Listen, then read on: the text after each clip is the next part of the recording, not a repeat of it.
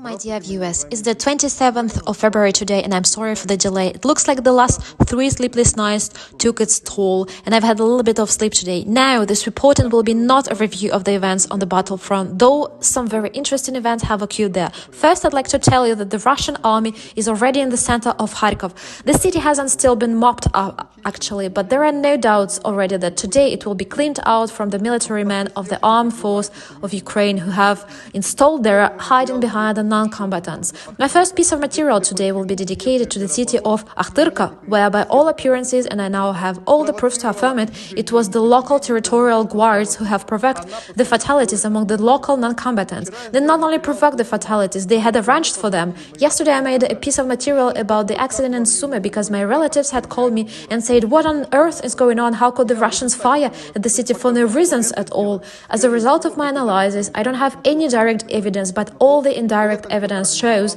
that all that was arranged by the local territorial guards. And right after that, I began digging and delving on Akhtyrka. And I came across a very curious interview almost immediately. That interview was given by Mr. Shore, a local nationalist who had participated in the combats in Donbass in 2014 to the local TV channel Hromadske. Well, now that's what Mr. Shore told. Good evening. Well, it's a bit calmer now, a little hush. Some time ago there was some shelling, but now it's quiet more or less, and this is the Russian shelled.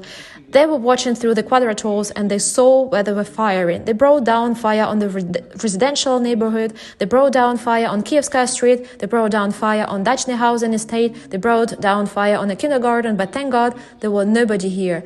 They brought down fire on another kindergarten in a shelter. There were children and adults. They went outside to take some fresh air, and there are fatalities, and 2 children are injured severely.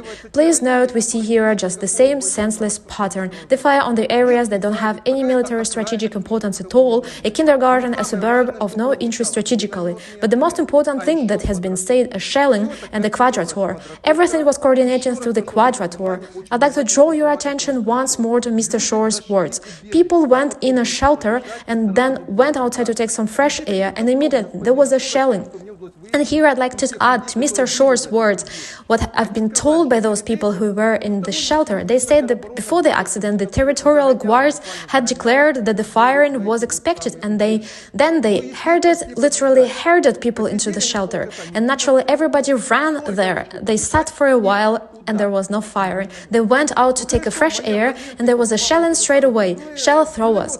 By the way, my opponents told me the same about the accident in Sumy too, that the Russian had used shell throwers. Yes, it would be nice and logical, and this version may be accepted as truth, but there is a slight problem. Have you seen the photo that appeared for a moment in the review of the Hromadske TV company? The same photo appeared straight away in a matter of minutes, and some 10 to 15 minutes later it spread over all the publics, going off like hotcakes over all the Ukrainian public pages. It could be taken but from the quadrator that had coordinated the fire.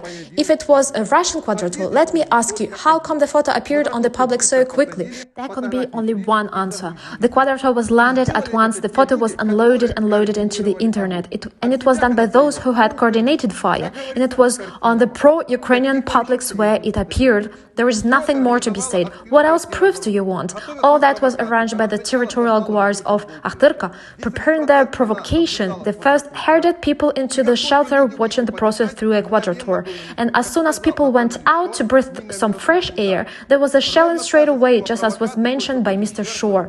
The same provocation pattern, but already with fatalities in Akhtyrka. And I'm absolutely sure you know that if we start analyzing closely all this provocation that take place in different Ukrainian cities, we will find the same pattern, because the nationalists who have been using this pattern in Donbass for 7 years now are doing the same in the Ukrainian cities. Can't you see, my dear fellow countrymen, they aren't defending you, they are shielding themselves with you, and you are a human shield for the Swedes, whether in Sumy or in Akhtyrka.